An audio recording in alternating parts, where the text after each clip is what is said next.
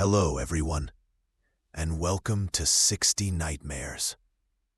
I'm your storyteller tonight, here to guide you into the shadows.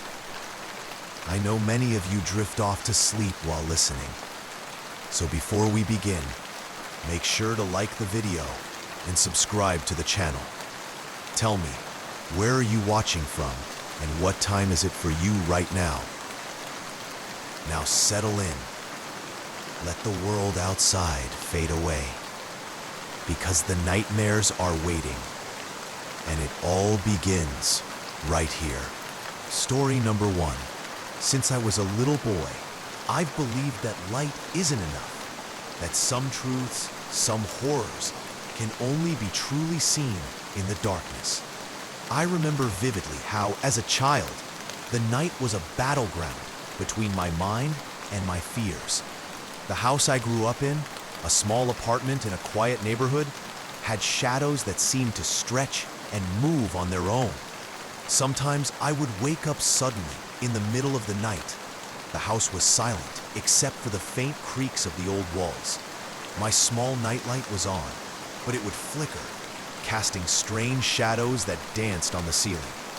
I used to lie there, stiff with fear, staring at the flickering light, convinced that something was lurking in the corners. A shadow creature, a monster that hid just beyond my sight. I'd clutch my blankets tightly, trying to block out the darkness. But sometimes, the shadows would seem to move, stretching, twisting, almost alive. I would see flashes of figures, silhouettes that I couldn't explain. I'd tell myself it was just my imagination, but deep down, I knew darkness had a mind of its own, and it was waiting for me to let my guard down. As I grew older, I learned how to cope.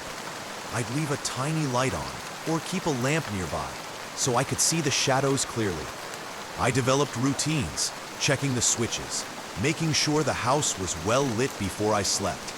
I kept a small flashlight under my pillow, and I would sit in the dark for a few moments before sleeping, trying to convince myself that nothing was there. But even with all these precautions, the fear never disappeared. It mutated, grew stronger. Every time the electricity flickered or the power went out unexpectedly, my heart would race. I would sit frozen, listening to every sound, the wind rattling the windows, the hum of the refrigerator, the ticking of the clock. One night, I remember vividly, the power went out suddenly, plunging my room into complete darkness. My heart pounded so loudly, I thought it would burst from my chest. I fumbled for my flashlight, but it wouldn't turn on. I sat there, trembling, feeling shadows creeping up the walls, taking shapes that looked like figures watching me from the corners. I remember seeing a dark silhouette, tall, faceless, with glowing eyes that seemed to pierce through the darkness. That night marked a turning point. The darkness felt alive, and I realized I was no longer just afraid of shadows. I was afraid of what the shadows could do. I would hear whispers, faint voices that seemed to come from nowhere. And sometimes, I'd see movement in the corners of my eyes, figures that vanished as soon as I looked directly at them. In those long nights, I started to believe that darkness was not just absence of light. It was a presence, a consciousness. It was waiting for me to relax, to let my guard down, so it could reveal itself fully. Fast forward to today. I live in a modern apartment now, in a city where electricity is generally reliable. But recent events have changed everything. The government announced that due to load shedding, we'd face scheduled power cuts, 2 hours a day, nationwide. At first, I thought I could handle it. I thought I'd just prepare again, keep a flashlight charged, and stay alert. But I was wrong. The first night, the power cut unexpectedly. In the middle of the evening, I had prepared. I turned on the small emergency lights, placed candles, and kept my flashlight ready. The house was silent, eerily silent. The darkness was oppressive, thick, almost tangible.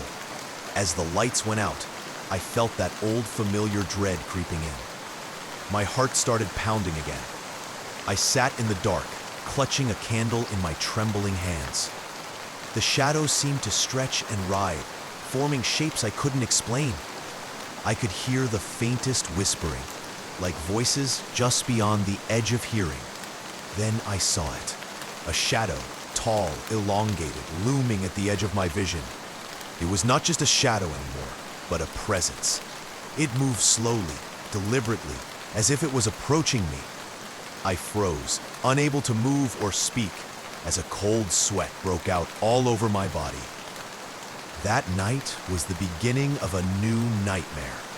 Every time the power cut, I saw the same thing, that dark figure, sometimes closer, sometimes farther.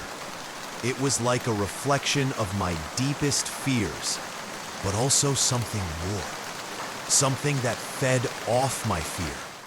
I began to have nightmares, vivid, terrifying dreams where I saw this creature or shadow or whatever it was coming for me, stretching its dark limbs toward me. I'd wake up in cold sweat, heart racing, with the feeling that I wasn't alone. Sometimes I'd wake up to the faint sound of footsteps or whispers in the quiet house. One night, I woke up and saw the shadow standing at the foot of my bed.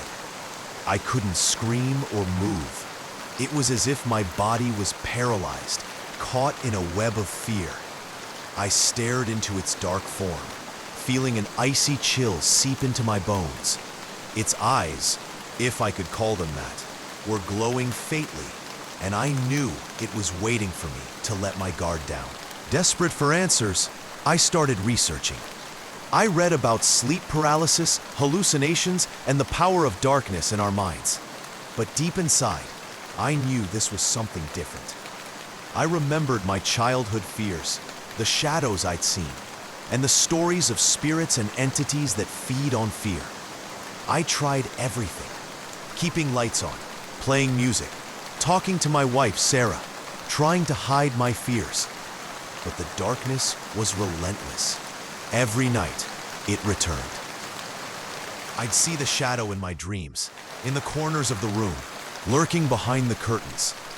One night, I decided to test myself. I turned off all the lights, sat in total darkness, and stared into the shadows. I told myself, it's just my mind, it's just illusions. But the shadows responded. They moved, shifted, and grew darker. I felt their presence pressing down on me, suffocating. One particular night, the darkness was different. The shadow appeared larger, more defined. It was as if it had come to confront me. I saw it rise from the corner, its form shifting into something humanoid, but not human. It had no face, just glowing red eyes that pierced through the darkness. It reached out with a dark, elongated hand, and I felt an icy coldness that froze my blood. I couldn't breathe. My mind was screaming, but my body was paralyzed. The shadow's hand touched my forehead. I felt a burning sensation, like a flame licking my skin. And then, everything went black. I woke up in a panic, drenched in sweat, with my heart pounding so loudly I thought I'd die. The room was silent. I looked around, and everything seemed normal. No shadow, no darkness, just the familiar surroundings of my home. But I knew that whatever that thing was, it was not just a figment of my imagination. The next day, I remembered a story from my childhood about a spiritual presence that feeds on fear, growing stronger in darkness. I realized that my fears weren't just psychological. They were rooted in a real, unseen force that thrives in the shadows. I started to understand that the darkness itself was alive, that it had a consciousness, a hunger, and that my fear was the key to it. Since then, I've tried to face my fears. I keep lights on, even during the scheduled outages.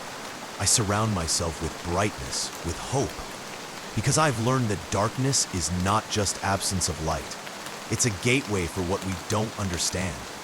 But I also know that sometimes the shadows can't be entirely banished, that they lurk in the corners of our minds and homes, waiting for us to lower our guard.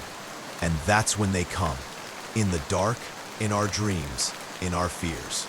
So, I tell you this story, not just as a warning, but as a reminder. Fear feeds the shadows. Darkness hides the truth. And sometimes, the only way to survive is to shine a light on what we're afraid of. Because in the end, the darkness only has power if we let it. Story number 2.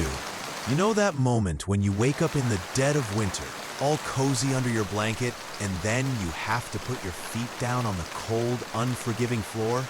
Yeah, that moment sucks. Like it's the absolute worst. I swear, every time I do it, it feels like my feet are being stabbed by tiny icicles. So there I was, just waking up, still half lost in that warm fog of sleep, and I reach for my slippers. Only, they weren't there. Not a single slipper in sight. I looked everywhere. Beside the bed, under the bed, even on the chair, and nada. Not cool. Now imagine this. The floor was freezing. I mean like Arctic tundra level cold. And I had to shuffle, barefoot and shivering, all the way to the door, just to grab my slippers. It was humiliating. But hey, what choice did I have? Then I hear my mom's voice from the kitchen, all warm and comforting like a fireplace on a snowy night. "Good morning, sweetheart. The heater's been on since before dawn, so you won't freeze today." Mom's voice was the only thing keeping me sane in that moment. I managed a tired smile and whispered, "Thanks, Mom." I stumbled to the bathroom, washed my face with cold water, because apparently that's how you wake up, and brushed my teeth. But even then, something felt off. Like the day was going to be weirder than just missing slippers and frozen floors.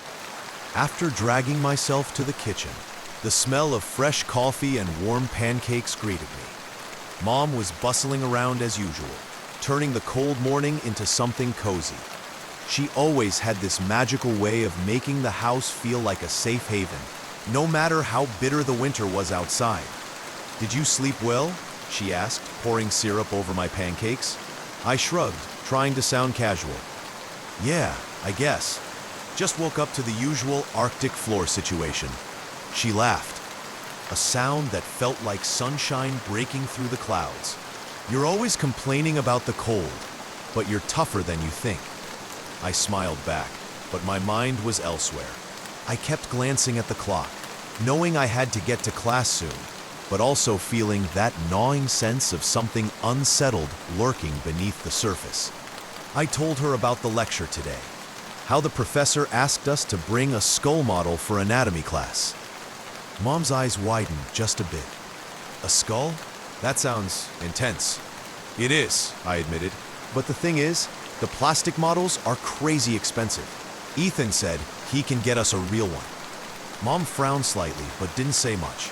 Maybe she suspected something, or maybe she just trusted me enough to handle it. I finished breakfast, grabbed my jacket, and stepped out into the cold. The chill hit me like a slap in the face, but I was used to it. Walking alone to campus was my routine.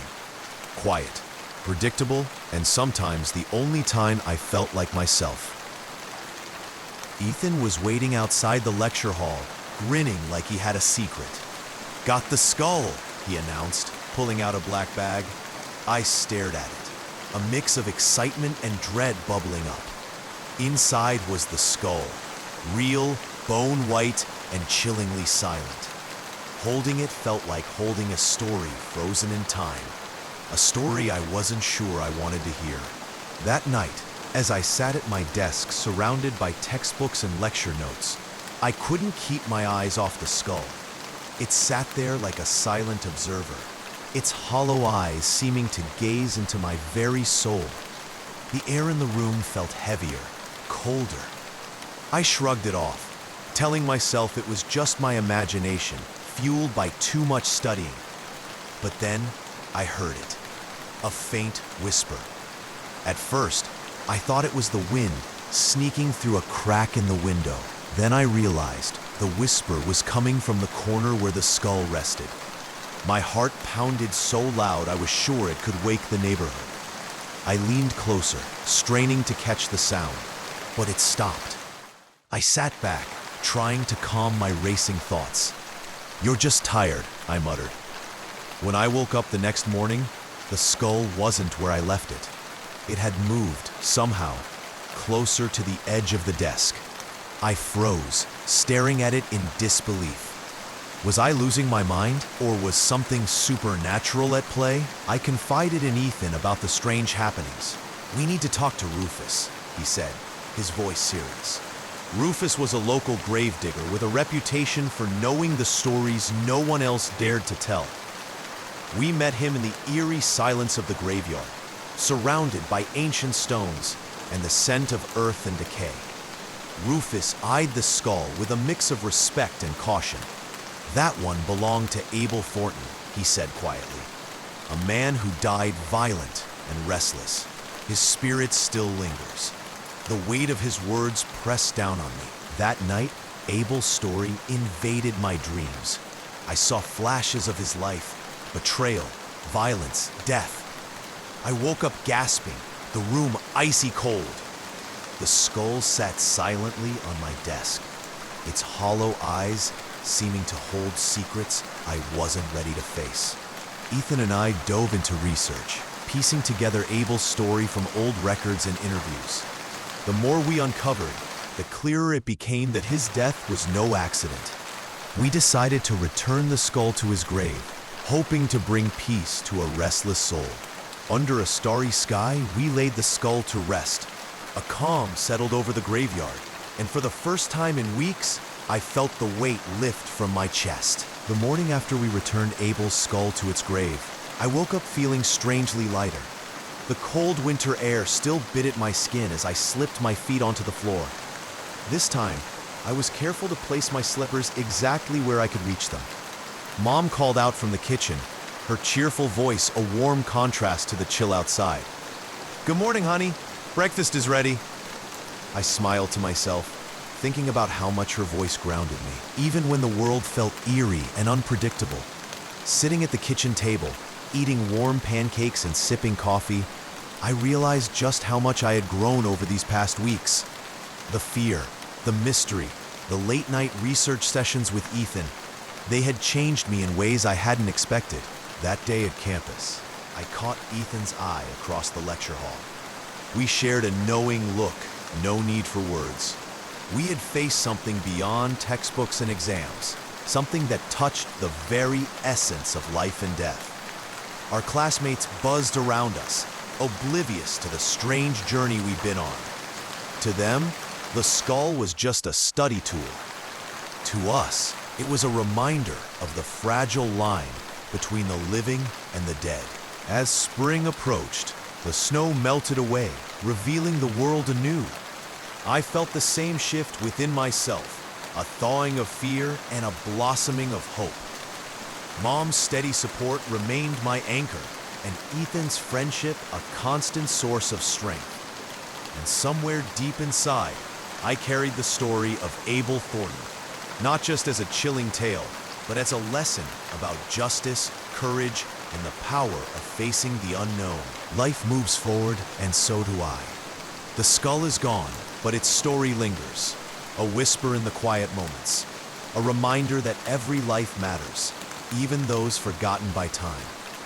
And as I embark on my journey to become a doctor, I carry with me the courage to face whatever mysteries come next. Story number 3. What would you do if a stranger's letter could reach into your soul, twist it, and make you feel hunted before you even finish reading the first line? My name is Daniel Foster. I'm an investigative journalist, but not the kind you'll see at press conferences or reporting politics. No, my work leads me into the shadows, into stories that should never be told, yet demand to be uncovered. Some call me reckless. Others whisper that I'm cursed. Maybe they're both right, but I know one thing. Once the darkness knocks at my door, I can never pretend I didn't hear it. And that's exactly what happened the night Isabella's letter arrived. The envelope had no return address, just a faint smudge of ink on the back. Her name, Isabella. I still remember the weight of the paper as I opened it. It wasn't heavy in grams. It was heavy in presence, like holding something soaked in secrets. The moment I unfolded the letter, I swear, I felt a draft of cold air rush through my office, though the windows were shut. My skin prickled, my heartbeat slowed, and I began to read. Isabella wrote of her father, a man who devoted his life not to family, not to faith, but to the occult. She described how he locked himself away in a hidden chamber, sealed by 5 iron locks. No one in the family was allowed near it. He spent nights muttering in languages she couldn't recognize, drawing strange symbols on scraps of paper, burning them until only ash remained. Her mother begged him to stop. He never did. And then, one day, he was gone. Dead. No explanation, just silence, and that sealed chamber left behind. Isabella waited. Days, weeks, until curiosity, or maybe fate, pushed her to break the locks. She described the sound of each lock snapping open. Clang, clang, one by one. With every lock broken, she felt her chest tighten, as though the room itself didn't want her inside. When the 5th lock fell, the door groaned open, and inside, she found it. A book. Thick, bound in dark leather that felt too warm for an object left untouched for years. The smell that rose from it was not dust. It was metallic, sharp like iron mixed with smoke. Inside its cover was a folded note. The handwriting was her father's. To whoever opens this book after me, I beg you, do not read it. It has consumed me. It has made me spill blood. It demanded that I harm even my own daughters. By God, I beg you, turn away.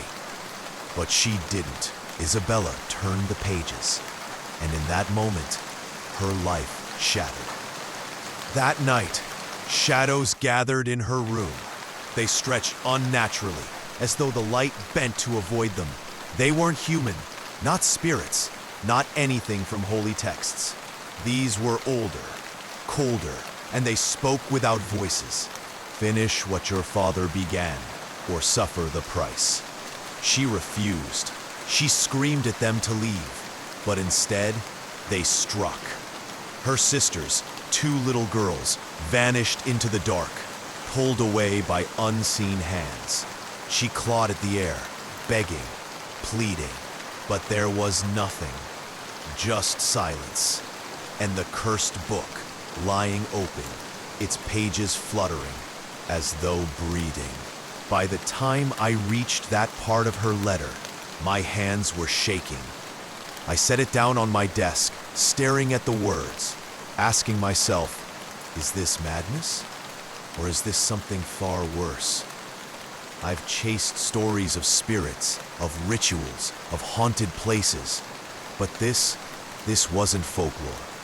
The way she described it, the details too raw, too human to be fiction, I knew she was telling the truth. And deep down, I also knew if I didn't help her, no one else would. But the question wasn't if I should go.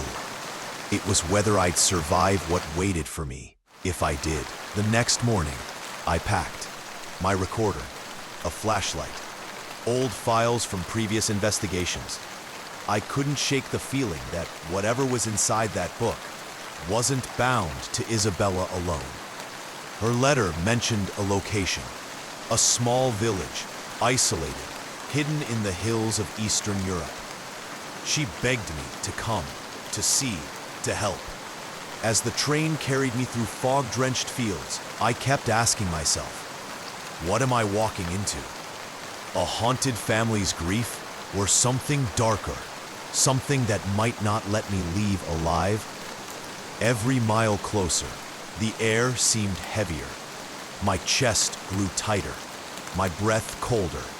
It was as though the shadows from her letter were already waiting for me, preparing their welcome. I stepped off the train. The station was nearly abandoned. The village lay beyond the hills, swallowed by mist.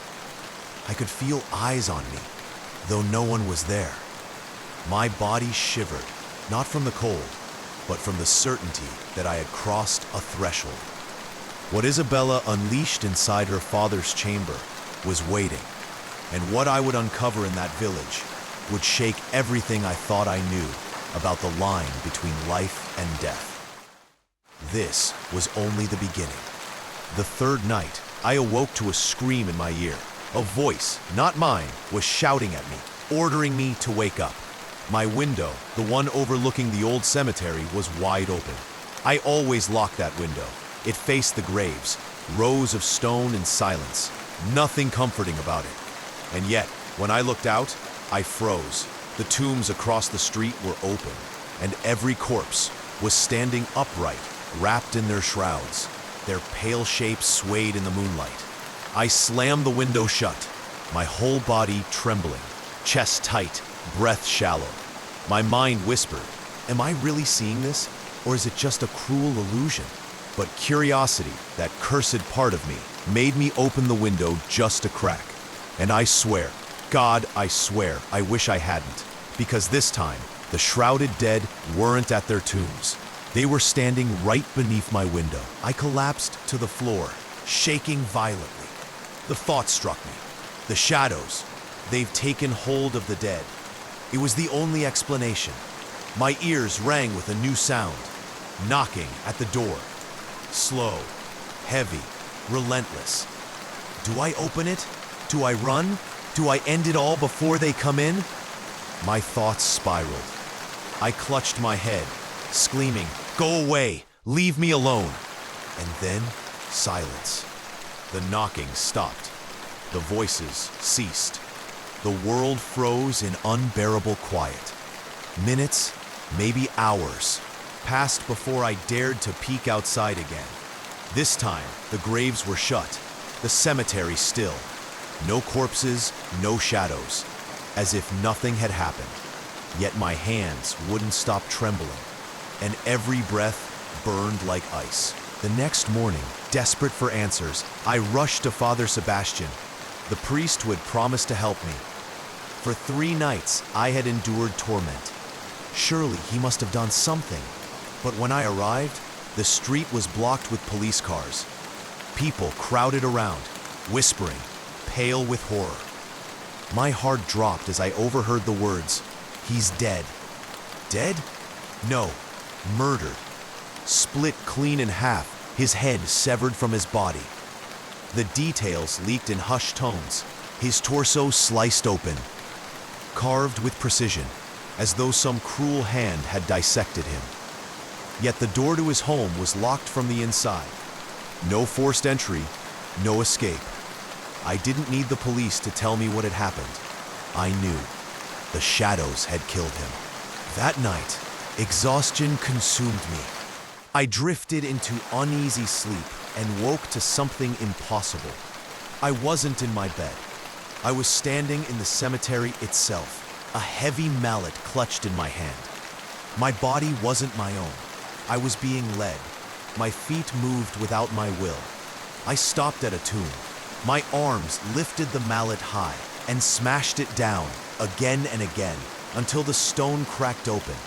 Inside were 5 corpses, wrapped in their shrouds, twitching, moving unnaturally. My hands tore at the cloth, ripped open the mouths, and pulled from within them small cloth pouches. Inside each, parchments, sigils, charms scrawled on dried animal skin. One corpse wasn't fully decayed. Its jaw clamped down on my hand, rotten teeth breaking my skin. Maggots spilled over my fingers. The pain was unbearable. I screamed, "It's not me! I didn't do this! It's making me!" And then, a voice, low, guttural, everywhere at once. Sebastian tried to command us with his spells. He thought he could control us. He was wrong. You freed what he bound. And now, You are ours. I fell to my knees, sobbing. It was you. You killed him. You'll kill me too. The voice answered, not yet. But hear this. Anyone who tries to help you, anyone who listens to your story, will die. One by one they will fall, and you will watch. The cemetery spun. The shadows closed in. My vision darkened. When I came to, I was back in my room, shaking, my arm bleeding. Across from me sat Daniel Hartman, the journalist I had written to. His face was pale, eyes wide, notebook trembling in his hands as I recounted everything. Daniel, I've been trapped in this nightmare for 5 years. I've hurt people, done things I can't forgive myself for. I only wanted to bring my brothers back. I never meant for others to suffer. Daniel's jaw tightened. Camilla, you surrendered. You gave in to the darkness. But me, I have only one anchor. God, faith. That's the difference between us. Tears blurred my vision. I don't want you to get hurt, Daniel. They'll kill you, just like they killed Sebastian. He leaned forward, voice low but steady. Then let them come, because I won't run. Not from you, not from them. Camilla's sobs filled the silence. The lamp flickered, shadows crawling along the walls as though listening. Daniel closed his notebook slowly, his gaze never leaving hers.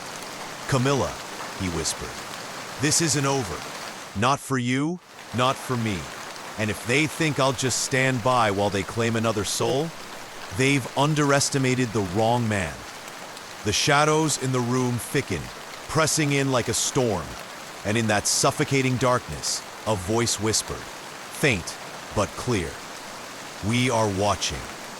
The night was thick with silence, yet I could feel it, an oppressive weight pressing down on my chest. My hands shook as I picked up the worn leather-bound book Camilla had given me. The air in the room thickened, heavy with something unseen. Suddenly, a force seized me. My body moved against my will. My hands tore at the pages. My voice spoke words I had never learned. I was no longer Daniel Foster. I was merely a vessel. Through the window, a shadow slithered. A black shape stretching unnaturally. My breath froze. It hung from the ceiling, inverted like a grotesque lizard, its face twisted, eyes pale and unblinking. Its claws scraped the ceiling as it stared at me, smiling. Then the cold pressed down harder. Something crawled beside me on the bed. My body was paralyzed, my mind screaming, but no sound escaped. A whisper echoed in my head. You belong to us now. I awoke, or thought I did, in a darkened cemetery. My feet carried me without consent. Stone gates loomed above, rusted and foreboding. At the center lay a sealed tomb, the air thick with decay. My hands moved as if guided by another will. I pried open the tomb. Inside, corpses stirred, faces twisted in eternal agony. I lifted pouches from their mouths. Parchment and charms, relics of dark rituals, slipped through my fingers. One body grabbed my hand, its jaw clamping down. Maggots spilled, pain surged, and I screamed, I didn't do this! A voice deep and everywhere hissed. Sebastian tried to command us. He failed. You freed what he bound. Now you are ours. From the darkness, a form emerged, tall, black, horned, its hair wild over broad shoulders, skin bare and dark, each hand tipped with 3 long claws. Smoke curled from its body, merging with the shadows around me. It spoke with a voice that rattled the walls. Return to where you came. Aid the servant? Foolish. You are nothing. Despite the terror, something inside me resisted. I forced the words, whispering the names of God, invoking protection. I seek refuge in the words of the Almighty, from the evil that walks unseen. The creature recoiled, smoke twisting as if in pain, yet its presence remained, ominous, unbroken, eternal. Beside a weathered tomb, I discovered a black cat, eyes glinting red. It leapt, and in its paws was a small, wicked knife. My hands, still not my own, obeyed the dark commands. I felt the blood pulse, black and reeking, filling a vessel beneath my fingers. The circle of death formed around me. Corpses and shadows twisted together in the graveyard, chanting in a language older than memory. Their voices rose, echoing inside my chest. Tahaya, Til, Ba, Tiat, Miriot, Melz, smoke, shadows, and whispers converged. I felt them enter me, my body a puppet, my mind a battlefield. Yet even in the grip of darkness, a spark of defiance remained. Suddenly, the scene shifted. I stood in a house, watching a girl, barely 15, play. Her features mirrored Camilla's childhood. At the doorway, a figure appeared. Alex Mercer, the foreign version of the mysterious teacher. His hand struck, and she fell, silent but terrified. I could not intervene. I was forced to watch, trapped between helplessness and horror. Shadows circled, whispering threats, reminding me. The strong are tested, the weak are broken, and you are in the middle. With a gasp, I awoke in my hotel room. Sweat coated my body, bruises from the previous day standing out in the dim light. My hands trembled, my heart hammering. The air was still, but the terror lingered. I touched my neck, feeling the phantom pressure of clawed fingers. Everything I had experienced, the possession, the ritual, the shadows, the cat, was real. And yet the book lay innocuous on the desk, as if nothing had happened. A single thought consumed me. Camilla, I must protect her, and I will, no matter what it takes. I stepped into the night. The city streets eerily quiet. Somewhere out there, shadows waited, watching. Somewhere out there, Alex Mercer plotted, and the forces I had barely survived stirred in anticipation. I clutched the book to my chest, whispering a prayer, yet knowing this was only the beginning. And then a faint sound, almost a whisper, reached my ears. Daniel, we are watching. The darkness pulsed around me, alive, patient, eternal. Daniel Foster awakens, disoriented, lying on the cold, damp ground. The world around him is pitch black, silent, yet alive with an oppressive presence. No walls, no ceiling, no familiar markers, just endless darkness. As he struggles to rise, he senses a presence behind him. Shadows slither across the void, coalescing into indistinct forms, whispering in a language older than time. The air smells of decay and ash. Through the darkness, a faint light reveals a massive pit, filled with human corpses in various stages of decay, as if they had lain there for decades. Each body is twisted unnaturally, eyes wide open, mouths frozen in silent screams. Then he sees her, Katharina, standing at the edge of the pit, the cursed book clutched in her hands, chanting spells in a voice that reverberates deep inside Daniel's mind. Whispering, "Katharina, what have you done?" She does not answer. Instead, shadows surge forward, grabbing his legs, dragging him toward the pit. Daniel struggles, screams, pleads, but the shadows only tighten their grip. His voice echoes in the void, swallowed by a chorus of unseen tormented souls. Suddenly, Daniel is back in the familiar house, but it feels distorted, corrupted. Dust covers every surface, the air thick with the stench of rot and something unholy.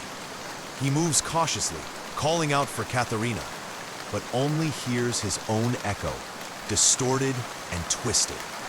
Shadows dart across corners, growing larger and more menacing, whispering promises of death. As he approaches the forbidden room where Katharina once conducted her rituals, he notices marks burned into the floor, symbols glowing faintly red. A cold wind brushes past him, carrying the sound of a distant scream, one that chills him to the bone.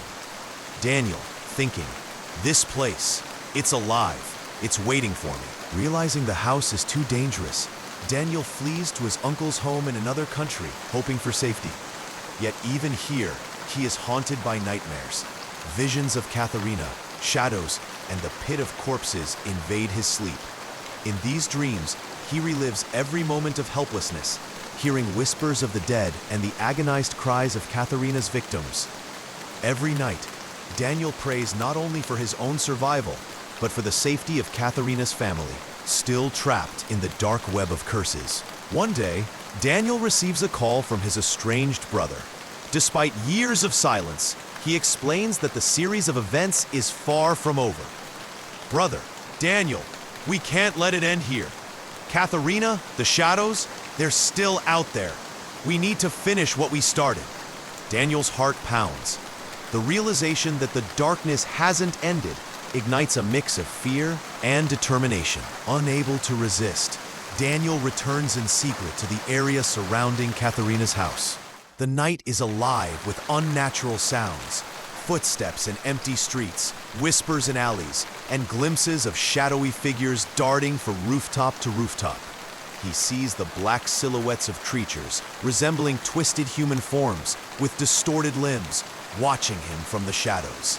The air grows heavier, colder, and Daniel feels invisible chains constricting his body. He knows Katharina's power hasn't waned.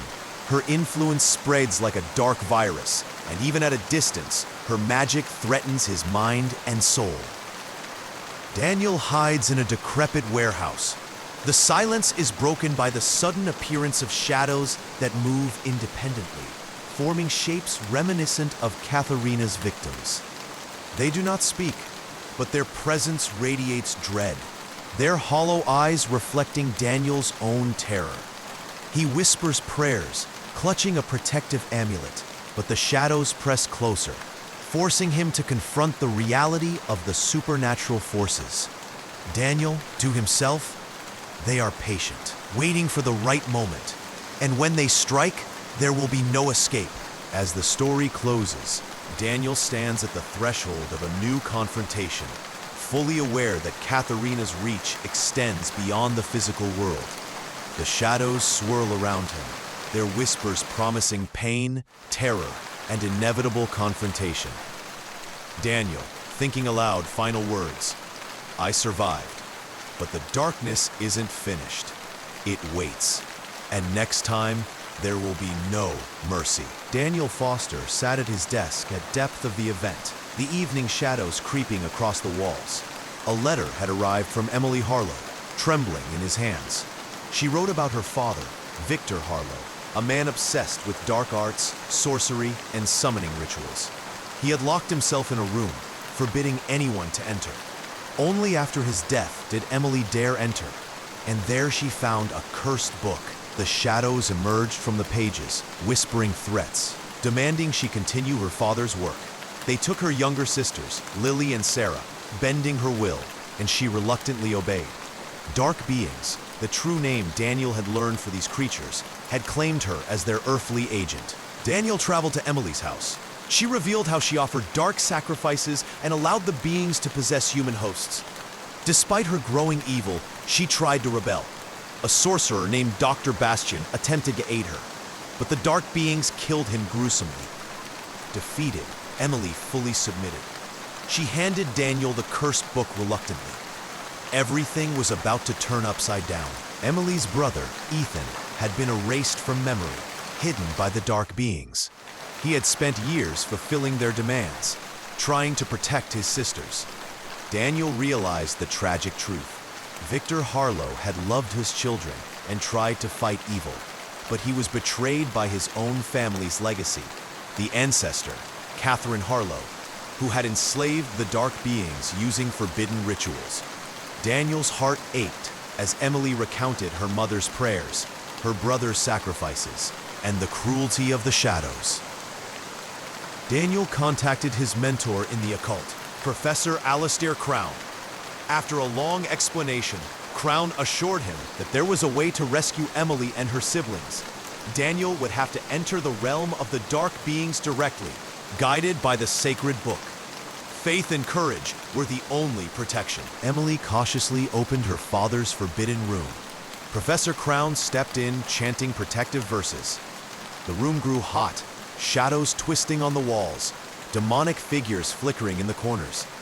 Strange animal skulls and occult symbols covered every surface. He handed Daniel a thick rope. This is your lifeline. Never let go. One slip, and you are trapped forever. Daniel clutched it tightly, heart pounding, as Crown began reciting protective incantations, opening a portal to the dark realm. Daniel stepped through the portal. Darkness stretched endlessly, the ground shifting beneath his feet. He saw fire, smoke, and twisted creatures in every shadow. The air was thick, heavy, suffocating. In the distance, a figure sat by a fire, an enigmatic being, neither fully human nor spirit. "I am Lucian Graves," he said calmly. "Do not fear. Few enter here and survive." Suddenly, grotesque creatures emerged, shadowy humans, monstrous hybrids, and flaming beasts. Daniel remembered Crown's warning: stay focused, protect the sisters, and never let go of the rope. A group of sorcerers attempted to summon a dark being using the cursed book. One of them stole the book and fled. Daniel witnessed the horrific consequences. The dark being slaughtered their leader, absorbing their life force. Through the chaos, Daniel began to understand the true power and danger of the cursed book.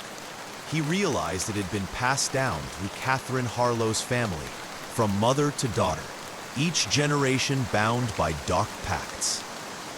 Daniel found Emily, now a vessel for the dark beings, transforming constantly, sometimes into her father, sometimes into Catherine.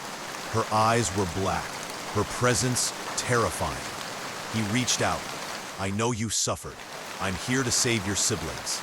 Electricity seemed to shoot between them as she touched him, but he held firm, reciting protective prayers. The portal opened to a cemetery-like dimension. Daniel spotted Lily and Sarah, huddled and terrified. Around them, dark beings circled, whispering threats and reaching for Daniel. He anchored himself to the rope, dragging the girls toward the exit. Emily tried to stop them, morphing into nightmarish forms. Yet Daniel's faith and courage, strengthened by Professor Crown's guidance, kept him safe. The shadows fought ferociously. Daniel saw visions of flames, souls trapped in torment, and twisted creatures clawing at reality itself. He held fast, reciting the Shahada and protective verses. Slowly, the portal began to pull him and the girls out of the dark realm. With a final surge, Daniel and the children emerged back into the cursed room. Professor Crown sealed the portal with sacred words, trapping the dark beings on their side. Emily collapsed, freed from the darkness, crying in relief. Her siblings hugged her tightly. Daniel felt exhaustion but satisfaction. The nightmare had ended for now. Professor Crown took the cursed book, vowing to destroy it. "Its power is gone, but darkness never truly dies," he warned. Daniel watched the family embrace, knowing that evil would always lurk, waiting for the next unwary soul. As Daniel left, he glanced at Emily, whose eyes betrayed lingering fear and uncertainty. He whispered to himself, "This isn't over, not yet." Outside, the night was calm, but shadows lingered in the corners of the city, reminding him that the dark beings never truly disappear. They only wait. Story number 4. My name is Adam Sullivan. I've never considered myself a writer or a storyteller, but life has a way of pushing us to share our experiences. At 26, I find myself living alone in a bustling city, far from my family, who reside in a tranquil town. My job as a pharmaceutical sales representative keeps me on the move, often making me feel like a stranger in my own home.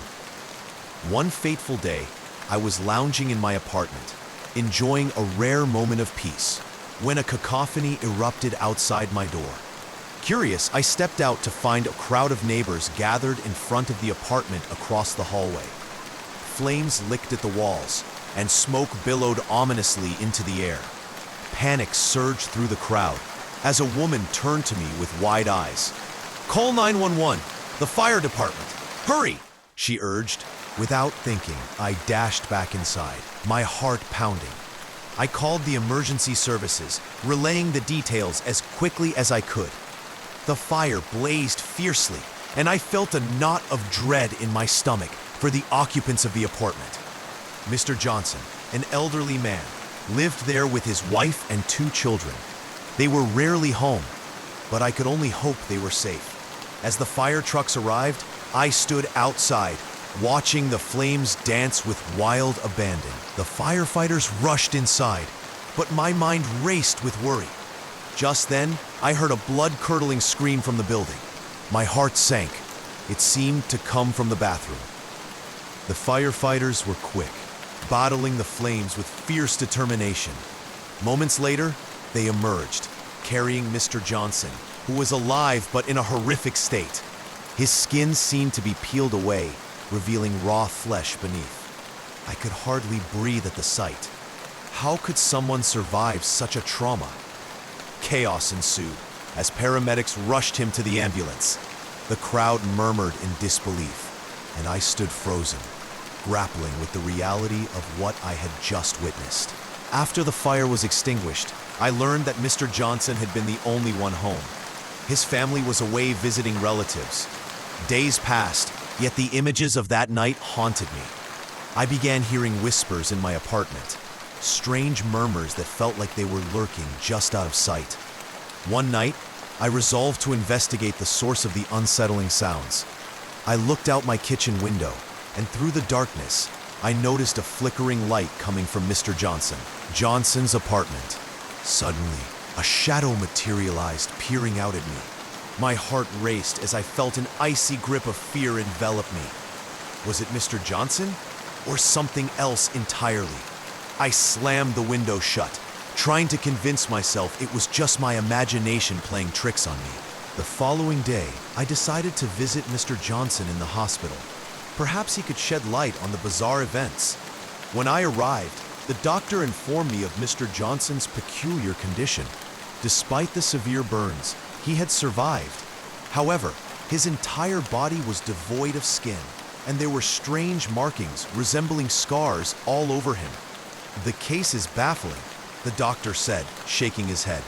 "There's no medical explanation for his survival, and yet he's stable." I could hardly comprehend it. Why was he alive when he should have perished in that fire? The staff spoke of eerie occurrences in his room, whispers, lights flickering, and an overwhelming sense of dread. Determined to uncover the truth, I began my research. I learned of a nearby village shrouded in dark legends about cursed soil, a place where people had vanished, leaving only whispers behind. It was said that the soil craved flesh, and the dead were restless. Driven by a mix of curiosity and dread, I decided to visit this village. The journey was long, and as I drove down the winding roads, a sense of foreboding washed over me. Upon arrival, I met an elderly man named Solomon, who appeared to be the village's unofficial historian. "Welcome, traveler," he said, his voice gravelly. "What brings you to our cursed land?" I relayed my story, recounting the fire, Mr. Johnson's condition, and the whispers that haunted me. Solomon listened intently, his eyes narrowing with concern. "You've stumbled upon something far more dangerous than you realize," he warned.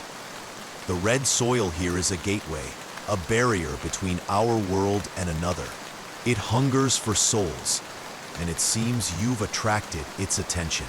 Solomon explained that years ago, bodies had been buried in the red soil, awakening something malevolent. The soil was said to hold the essence of the dead, and those who disturbed it would face dire consequences. "Many have vanished without a trace," he continued. "You must return to your home and avoid the cursed soil at all costs." I left the village, but the terror followed me. Back in my apartment, I found remnants of red soil on my bedside table. It seemed to materialize overnight, and with each passing day, I learned of more tragedies occurring nearby. People were going missing, and houses were catching fire. It was as if I had become the unwitting bearer of a curse. Each night, I would dream of the shadows lurking in my apartment, and each morning, I would wake to find more red soil. I couldn't escape the cycle. The weight of the curse pressed down on me, and I felt I had to confront it. Desperate for answers, I decided to visit Mr. Johnson again. When I arrived at the hospital, the atmosphere felt heavy with dread. The doctor informed me that Mr. Johnson had been speaking in riddles, mentioning things that made no sense. His condition is deteriorating, the doctor said gravely. He might know something about the curse. I approached Mr. Johnson's bedside. His eyes flickered with recognition, but he could hardly speak.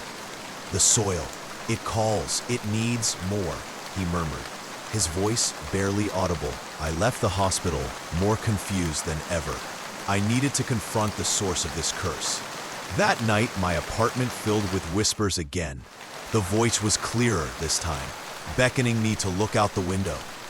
I hesitated, but finally drew the curtain aside. The flickering light from Mr. Johnson's apartment was back, and the shadow loomed again, watching me. Overcome by fear, I turned on the radio, cranking the volume to drown out the eerie whispers. The static mixed with the sound of my racing heart. Suddenly, the whispers stopped, leaving an unsettling silence. Determined to face my fears, I made my way to Mr. Johnson's apartment the next day. As I entered, the air felt thick, suffocating. The remnants of the fire were everywhere, and I felt a chill run down my spine. I ventured into the bathroom where Mr. Johnson had been found, and the atmosphere shifted. It felt like the walls were closing in on me. I turned to leave, but the door slammed shut behind me, trapping me inside. Panic surged through me as I tried to pry the door open.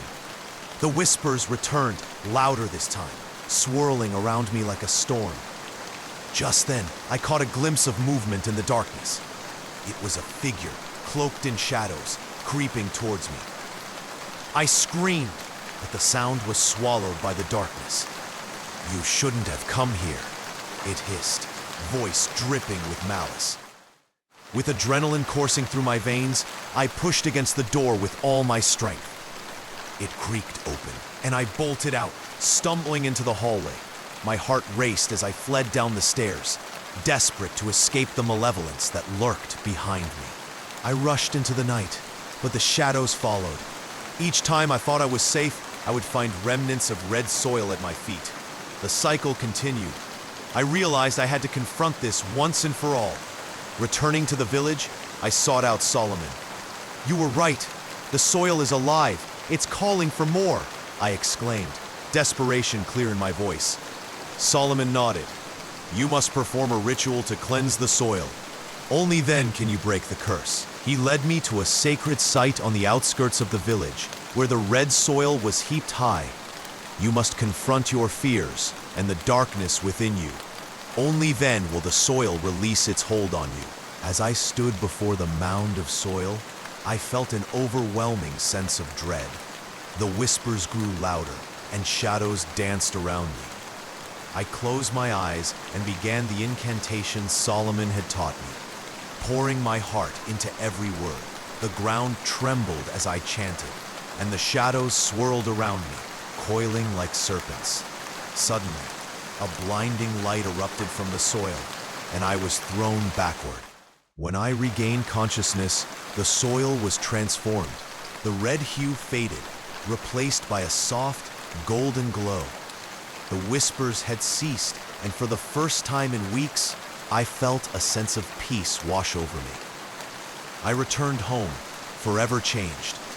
Though haunted by my experiences, I knew I had broken the cycle of the curse. The soil no longer held power over me, but its memories would linger. As I sit here writing, I reflect on the journey that brought me to this moment. I am Adam Sullivan, a survivor, a witness to the darkness that once threatened to consume me. I hope that by sharing my story, I can warn others and ensure that the horrors of the red soil remain buried forever. Story number 5. It started like any other day. I'm just an ordinary guy, an engineer named Jack, living a routine life in the city. But everything changed the day I was assigned to oversee a construction project in a remote village along the southern coast of the United States. I can't reveal the exact location, but let's just say this place was surrounded by dense forests, marshlands, and a history shrouded in mystery. From the moment I arrived, I felt an unsettling presence hanging in the air. The village was silent, eerily silent. No cars, no children laughing, no animals stirring. Only abandoned houses with broken windows, overgrown yards, and an oppressive stillness that seemed to weigh down on everything. The locals, a handful of old-timers, kept their distance and avoided eye contact. When I asked about the place, they would change the subject or give me strange, wary looks. Rumors said the village was cursed, haunted by something ancient and malevolent. I dismissed it at first, just superstition. I thought. That night I stayed in the only inn, the Shadow's End. The building was old, creaking, with floors that groaned under every step. As I lay in bed, the wind howled through broken windows, and the darkness seemed to shift and pulse. I felt eyes watching me from the shadows, though I saw no one. The air grew cold, so cold that I was shivering, despite the thin blanket. I kept telling myself it was just the wind, but deep down, I knew something was wrong. The next morning, I set out to survey the site. The outskirts of the village were tangled with ancient, gnarled trees. Their branches looked like claws reaching into the sky. The ground was uneven, and everywhere I looked, strange symbols were carved into the bark of trees or scratched into the dirt. Symbols that seemed to glow faintly in the dim light, almost pulsing with a life of their own. An unshakable feeling of dread accompanied me as I explored further. Eventually, I came upon an old abandoned church, its doors hanging open. Inside, I found remnants of rituals, candles melted into pools of wax, symbols drawn on the dirt floor with what looked like dried blood, and artifacts that felt centuries old. The air inside was thick and heavy, carrying an odor of decay mixed with something darker. I felt an overwhelming presence, like the building itself was a portal to something evil. Later that day, I met Mr. Carter, the village elder. The man was gaunt, with hollow eyes that seemed to see right through me. His voice trembled as he warned me, "You shouldn't be here after dark. The night awakens things that don't belong in this world. Spirits, demons, shadows, they're real and they're hungry. We don't want to attract their attention." His words sounded like superstitions, yet I could see the fear in his eyes. I brushed it off as small-town paranoia, but deep inside, I felt a chill run down my spine. As evening fell, the atmosphere changed. The sky darkened, and the air grew thick with an unnatural heaviness.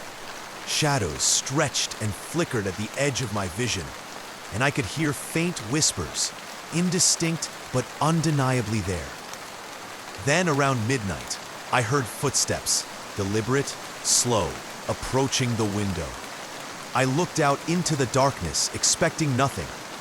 But suddenly, a cold, icy breath brushed against my neck, and I saw a shadowy figure standing just outside, its eyes glowing faintly like dying embers. I froze, paralyzed with fear. I told myself it was exhaustion or my mind playing tricks, but I knew better. Something real and terrible was happening. I felt a deep, primal fear, as if the shadows themselves were alive and watching me. I realized I had crossed some invisible line. Something in this cursed village had been awakened, and it wasn't going to let me go. Over the next few nights, the nightmares worsened.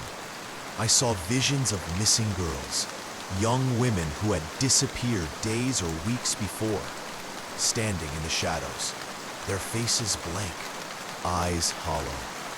The villagers called it the Curse of Shadows. They whispered that these girls had fallen under a terrible spell, possessed or haunted by restless spirits.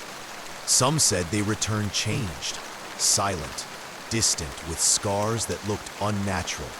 as if etched by some dark ritual. Their bodies bore strange symbols, and their movements seemed jerky, unnatural. One night, driven by curiosity and desperation, I decided to follow the rumors about the village's gathering of spirits. It was said that at midnight, the spirits convened at the old cemetery, an eerie, moss-covered graveyard that seemed to breathe with darkness. As I crept closer, I saw figures cloaked in long black robes, their faces hidden beneath hoods. They chanted in a guttural, ancient language I couldn't understand. In the center of the circle, I saw her, Lily, a girl who had gone missing just days prior. She stood among the cloaked figures, her eyes vacant, her expression blank. She whispered softly, her voice hollow and distant, as if possessed. My heart pounded. I tried to call out to her, to wake her from whatever nightmare had claimed her, but a sudden gust of wind threw me backward. The figures turned toward me, their voices rising into a deafening chorus of wails and cries. I ran blindly back to my cabin, heart hammering in my chest. Knowing I had crossed a line, something in the village had awakened, and it was hunting me now. That night, my nightmares turned into waking visions. I saw dark tunnels stretching into infinity, twisted creatures with glowing eyes emerging from the shadows, and shadows reaching out with clawed hands to drag me into the abyss. I felt a presence invading my mind, an ancient, malevolent intelligence whispering in my ear, telling me I belonged to the darkness now.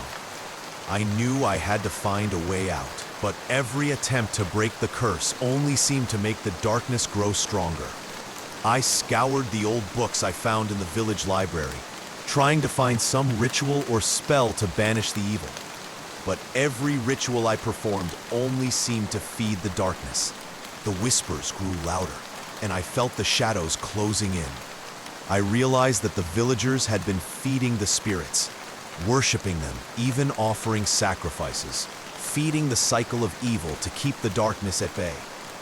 It was a terrible, cursed loop, and I had stumbled into the middle of it. Days turned into weeks. The shadows grew bolder, creeping into my room at night, whispering promises of power if I just surrendered.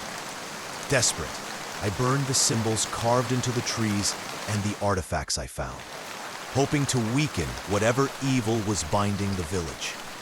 For a moment, the flames flickered wildly, and I thought I might have succeeded. But then, the darkness retaliated. The spirits, the shadows, the cursed villagers, they all converged for one final, terrible night. The sky darkened, and an oppressive, sulfurous smell filled the air. I saw the girls, some returning as hollow-eyed, ghostly apparitions, others twisted in agony, their screams echoing through the night. Shadows stretched and writhed, trying to drag me into the abyss. I realized then that this village was a nexus, a place where evil was born and reborn every night, feeding off our fears and our souls. In that moment of chaos, I understood the terrible truth. I could not stay. I ran, stumbling through the darkness, escaping the village just as the shadows reached for me, their whispers promising eternal torment. But even as I fled, I knew I would never be free of the nightmares. These visions, these whispers, they would haunt me forever. A reminder of the day I entered the village of shadows and nearly lost my soul. Thank you for listening. If you enjoyed this, don't forget to subscribe to 60 Nightmares and hit the notification bell to stay updated. Please like the video and leave a comment below. Let us know where you're listening from and what time it is where you are.